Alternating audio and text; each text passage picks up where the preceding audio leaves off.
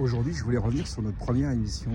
Et notamment, il y a une phrase de Géraldine Wessner qui m'a interpellé puisqu'elle a mis en cause, ou plus ou moins attaqué Cédric Villani. Et je vous propose de réécouter cet extrait.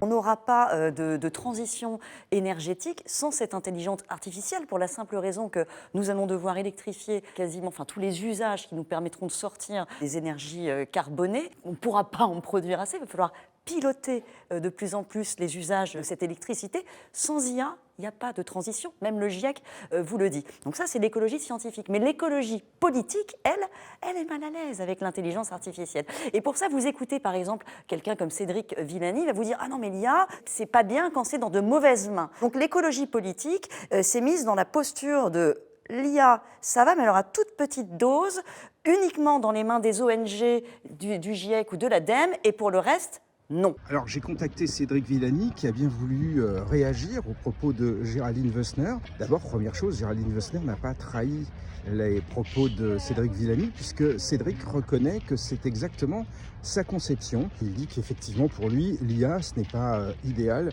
lorsque c'est dans de mauvaises mains. Ensuite, Cédric Villani explique que dans la configuration actuelle du monde, l'intelligence artificielle est une très grave menace.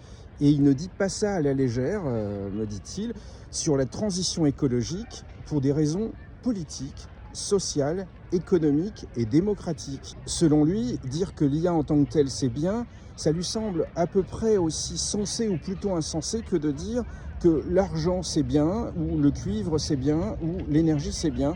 Et selon lui, si c'est Elon Musk qui a tout l'argent, le cuivre et l'énergie demain, eh bien, il l'utilisera pour balayer tout ce qui ressemble à un avenir durable.